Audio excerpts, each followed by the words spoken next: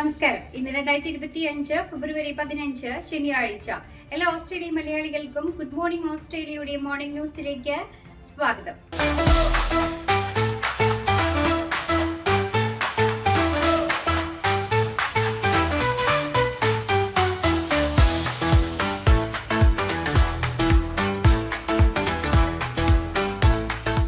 അതിർത്തി മേഖലയിൽ യുദ്ധവിമാനങ്ങൾ കണ്ടെത്തിയ സംഭവത്തിൽ ഓസ്ട്രേലിയക്കെതിരെ വിമർശനവുമായി ചൈന. തർക്കപ്രദേശമായ ദക്ഷിണ ചൈന കടലിൽ സമുദ്ര പെട്രോളിംഗ് നടത്തിക്കൊണ്ട് ഓസ്ട്രേലിയ മനഃപൂർവ്വം തങ്ങളെ പ്രകോപിപ്പിച്ചതാണ് എന്ന് ചൈന ആരോപിച്ചു. അന്താരാഷ്ട്ര നിയമങ്ങൾക്ക് അനുസൃതമായാണ് നടപടിയെന്ന് ഓസ്ട്രേലിയ തങ്ങളുടെ നിലപാട് വ്യക്തമാക്കി.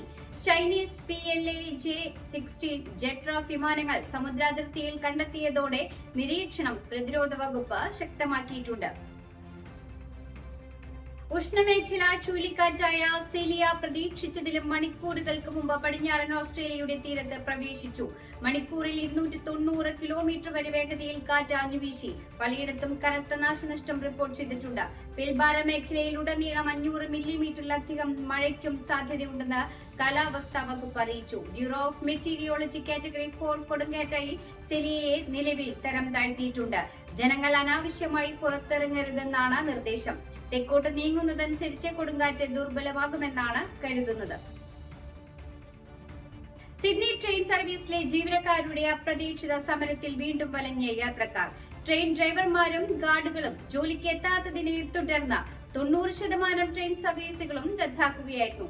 570-ലധികം ഡ്രൈവർമാർ ഇന്നലെ ജോലിക്ക് ഹാജരാക്കാത്തത് ട്രെയിൻ നെറ്റ്വർക്കിലുടനീളം വൻതോതിൽ ആശയക്കുഴപ്പം സൃഷ്ടിക്കുകയും പൊതുഗതാഗത സംവിധാനത്തെ കുഴപ്പത്തിലാക്കുകയും ചെയ്തു. വ്യാവസായിക നടപടി പിൻവലിക്കാൻ ഫെയർ വർക്ക് ഓസ്ട്രേലിയ RTBUവിനോട് ശുപാർശ ചെയ്തിട്ടുണ്ട്. NSW സർക്കാർ ഇന്ന് ഫെയർ വർക്ക് കമ്മീഷനുമായി ചർച്ച നടത്തും. എയർ ട്രാഫിക് കൺട്രോളറുടെ കുറവ് കാരണം സിഡ്നി എയർപോർട്ടിൽ 50-ലധികം വിമാനങ്ങൾ റദ്ദാക്കി. 100 കണക്കിന് യാത്രക്കാരാണ് സിഡ്നി വിമാനത്താവളത്തിൽ ഇതേ തുടർന്ന് കുടുങ്ങിപ്പോയത്. മോശം കാലാവസ്ഥയെ തുടർന്ന് എയർ സർവീസസ് ഓസ്ട്രേലിയ ഉച്ചതിരിഞ്ഞ് വിമാന നീക്കങ്ങളുടെ എണ്ണം കുറയ്ക്കുവാൻ നിർബന്ധിതരാകുകയായിരുന്നു. ഇതുമൂലം 26 ഡിപ്പാർച്ചേഴ്സ് വിമാനങ്ങളും 32 അറൈവൽസ് വിമാനങ്ങളും ഇന്നലെ ആകെ റദ്ദാക്കി.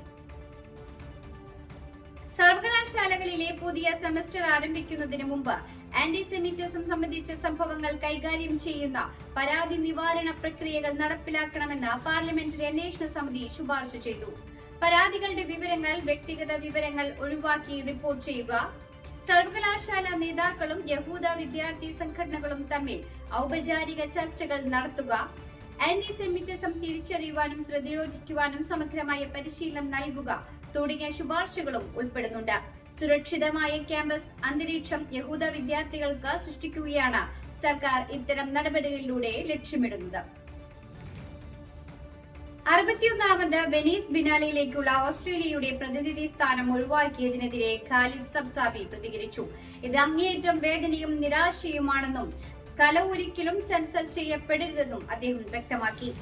ഇൻഡിപെൻഡന്റ് ഇൻഡസ്ട്രി അഡ്വൈസേഴ്സ് പാനലിന്റെ ഉപദേശപ്രകാരം അവാർഡ് നേടിയ ലബനീസ് ഓസ്ട്രേലിയൻ കലാകാരൻ ഖാലിദ് സബ്സാബി, ക്യൂറേറ്റർ മൈക്കൽ ദഗോസ്റ്റിനോ എന്നിവരെ 2026 ബിനാലയുടെ ഓസ്ട്രേലിയയുടെ പ്രതിനിധിയായി ആദ്യം പ്രഖ്യാപിക്കുകയും 5 ദിവസങ്ങൾക്ക് ശേഷം അദ്ദേഹത്തെ ആ സ്ഥാനത്ത് നിന്ന് ഒഴിവാക്കുകയും ചെയ്തിരുന്നു. അദ്ദേഹത്തിന്റെ ചില മുൻകാല കലാസൃഷ്ടികളുമായി ബന്ധപ്പെട്ട വിവാദങ്ങളാണ് ഈ തീരുമാനത്തിന് കാരണമായത്. സിഡ്നിയിലെ മിഡിൽ ഈസ്റ്റേൺ റെസ്റ്റോറന്റായ കെയ്റോ ടേക്ക് അവയിൽ ന്യൂസ് സംഘവും ജീവനക്കാരും തമ്മിൽ സംഘർഷമുണ്ടായി. സ്റ്റാർ ഓഫ് ഡേവിഡ് ചിഹ്നമുള്ള തൊപ്പി ധരിച്ച ഒരാൾ ഭക്ഷണശാലയിലെത്തി ജീവനക്കാരുമായി തർക്കത്തിൽ ഏർപ്പെടുകയായിരുന്നു. സംഭവത്തെക്കുറിച്ചുള്ള അന്വേഷണം ആരംഭിച്ചിട്ടുണ്ടെന്നും തൊപ്പി ധരിച്ച വ്യക്തി ഭക്ഷണശാലയിൽ നിൽക്കുകയും പിന്നീട് ജീവനക്കാരുമായി വാക്കേറ്റത്തിൽ ഏർപ്പെടുകയും ചെയ്യുന്ന CCTV ദൃശ്യങ്ങൾ പരിശോധിക്കുകയും ചെയ്തതായി പോലീസ് അറിയിച്ചു. ടാസ്മാനിയയിൽ വ്യാപക നാശം വിതച്ച കാട്ടുതീ തുടരുന്നു. തീ നിയന്ത്രണ വിധേയമാക്കുവാനുള്ള ശ്രമത്തിലാണ് അഗ്നിശമന സേനാംഗങ്ങളും മറ്റ് രക്ഷാപ്രവർത്തകരും. നിലവിൽ തീ പൂർണ്ണമായും നിയന്ത്രണ വിധേയമാക്കാൻ കഴിഞ്ഞിട്ടില്ല. ഇത് അടുത്ത ആഴ്ചകളിലും തുടരാൻ സാധ്യതയുണ്ട്. ടാസ്മാനിയൻ വൈൽഡ്നസ് വേൾഡ് ഹെറിറ്റേജ് ഏരിയ ഉൾപ്പെടെ ഏകദേശം 90,000 ഹെക്ടർ വനഭൂമി ഇതുമൂലം കത്തിനശിച്ചിട്ടുണ്ട്. വയനാട് പുനരധിവാസത്തിനായി 529.50 കോടിയുടെ മൂലധന നിക്ഷേപ വായ്പ അനുവദിച്ച് കേന്ദ്ര സർക്കാർ. ടൗൺഷിപ്പ് അടക്കം 16 പദ്ധതികൾക്കാണ് വായ്പ അനുവദിച്ചത്. പലിശയില്ലാതെ വായ്പ 50 വർഷം കൊണ്ട് തിരിച്ചടച്ചാൽ മതി. ഇക്കാര്യം അറിയിച്ച ധനവകുപ്പ് അഡീഷണൽ ചീഫ് സെക്രട്ടറിക്കാണ് കേന്ദ്രം കത്തയച്ചത്.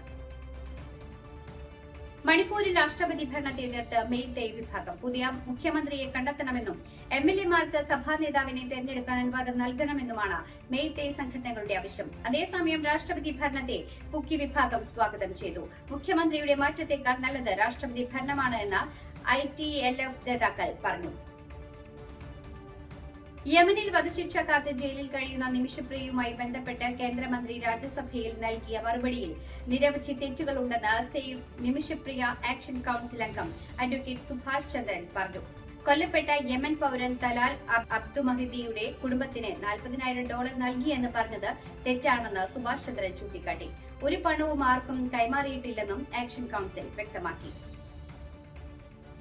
തൃശൂർ ചാലക്കുടിയിൽ പട്ടാപ്പകൽ ബാങ്ക് കൊള്ള. ഫെഡറൽ ബാങ്കിന്റെ കോട്ട ശാഖയിലാണ് കത്തി കാണിച്ച് ഭീഷണിപ്പെടുത്തി പണം കവർന്നത്. കൌണ്ടറിലെത്തിയ അക്രമി കത്തികാട്ടി ഭീഷണിപ്പെടുത്തി ഗ്ലാസ് തല്ലി തകർത്ത ശേഷം പണം കവരുകയായിരുന്നു. ബൈക്കിലെത്തിയ അക്രമിയാണ് കവർച്ച നടത്തിയത്. 15 ലക്ഷം രൂപയാണ് നഷ്ടപ്പെട്ടിരിക്കുന്നതെന്ന് അധികൃതർ അറിയിച്ചു. കോഴിക്കോട് മണിക്കുളങ്ങര ക്ഷേത്രത്തിൽ ആനയിടിഞ്ഞ് 3 പേർ മരിച്ച സംഭവത്തിൽ നാട്ടാന പരിപാലന ചട്ടത്തിന്റെ ലംഘനമുണ്ടായി എന്ന വനവകുപ്പിന്റെ റിപ്പോർട്ട്. വെടിക്കെട്ടാണ് അപകടമുണ്ടാക്കിയതെന്നും തുടർച്ചയായ വെടിക്കെട്ടിന്റെ ആഘാതത്തിലാണ് ആന ഇടിഞ്ഞതെന്ന് ഫോറസ്റ്റ് കൺസർവേറ്ററുടെ റിപ്പോർട്ട്. അപകട സമയത്തും ആനയ്ക്ക് ചങ്ങല ഇട്ടില്ലെന്നും റിപ്പോർട്ടിൽ പറയുന്നു. ഇതോടുകൂടി ഈ വാർത്താ ബുള്ളറ്റിൻ ഇവിടെ അവസാനിക്കുന്നു. എല്ലാ പ്രേക്ഷകർക്കും നല്ലൊരു ദിനം ആശംസിക്കുന്നു.